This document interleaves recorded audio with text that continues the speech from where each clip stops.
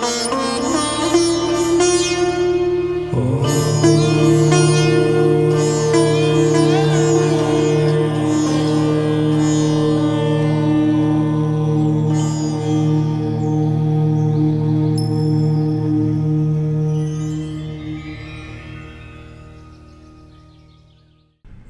ভগবতে বাসুদেবায়।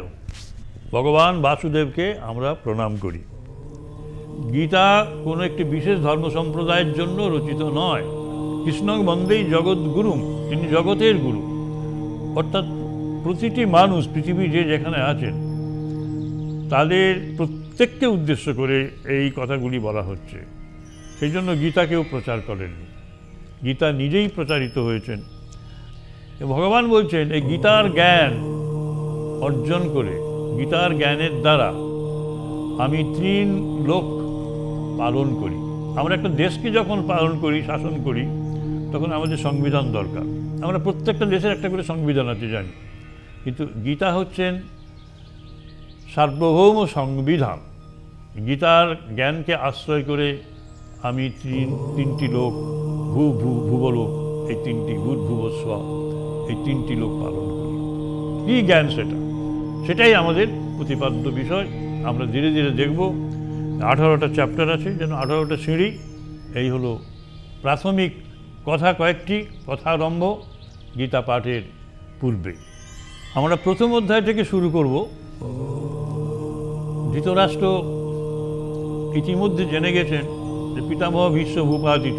প্রথম থেকে উনি জানতে চাচ্ছেন কি হয়েছিল, আমাকে বলো। তারা আমার পুত্র এবং পাণ্ডুর পুত্র, এরা ধর্মক্ষেত্রে কুরুক্ষেত্রে সমবেত হয়েছিল যুদ্ধ করবার জন্য। তারপর কি করল? সঞ্জয় তখন বলছেন, এই 2 পক্ষের সৈন্য সমাবেশ দেখে দুর্যোধন আচার্য দ্রোণের সামনে গিয়ে এই কথাটি বললেন, পশ্যইতান পাণ্ডুপুত্রানাম আচার্য মহতিম চমুম গৌরাং দ্রুপদ পুত্রেণ তব শিষ্যেন ধীমতা। গুরুদেব তো অস্ত্রগুরু, অস্ত্র শিক্ষা করেছেন। আপনি আচার্য, পাণ্ডুর পুত্রদের বিশাল দেখুন, বিশাল সমুদ্রের মতো সৈন্য দেখুন, আর আমাদেরও সৈন্য দেখুন। আমাদের সৈন্য ওদের চেয়ে অনেক অনেক বেশি।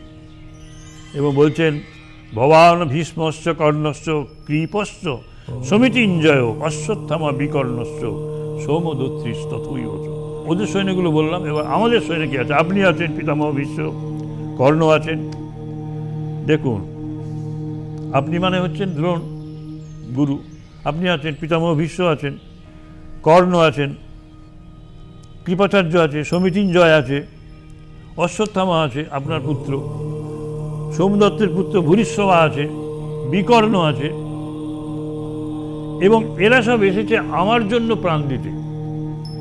এই দেখুন, এই যুদ্ধ করলে পরে একজন রাজা হবে, সেই জন্য অন্যেরা প্রাণ দেওয়ার জন্য তপ্ত জীবিত, মানে তাদের জীবন ত্যাগ করার জন্য এখানে এসেছে।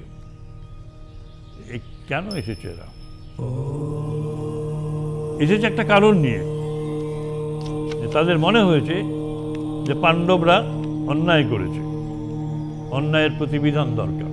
সেই জন্য এরা এসেছে দুর্যোধনকে সমর্থন করে। প্রাণ যদি দরকার হয় বিসর্জন দেবে, দিতে হয়েছিল। দুর্যোধন বলছেন তার আচার্য অস্ত্রগুরুকে যে আপনারা সকলে মিলে ভীষ্মকে রক্ষা করুন, উনি আমাদের সেনাপতি। ব্যাস, তারপরেই গুরুবিদ্র পিতামহ ভীষ্ম বিশাল সিংগর্জন করে তার শঙ্খ বাজালেন। এরপর মাধব এবং অর্জুন, তারা দুজনে তাদের শঙ্খ বাজালেন। দ্বিতীয়বার যে শঙ্খ বাজাচ্ছেন, প্রথম ভীষ্ম, দ্বিতীয়বার ঋষিকেশ, শ্রীকৃষ্ণ স্বয়ং বাজাচ্ছেন পাঞ্চজন্য। দেবদত্ত নামে একটা শঙ্খ ছিল অর্জুনের, সেই শঙ্খ বাজাচ্ছেন অর্জুন। পৌণ্ড্রং দদ্ম মহাশঙ্কং ভীম কর্মা বিকোদ। এদের সব নাম আছে। ভীমের শঙ্খের নাম পৌন্ড্র, তিনিও সেটা বাজালেন। যুধিষ্ঠিরের শঙ্খের নাম অনন্ত বিজয়, সেটাও তিনি বাজালেন। নকুলের শঙ্খের নাম সুঘোষ বাজালেন। সহদেবের শঙ্খের নাম মণিপুষ্পক, এসব বাজল।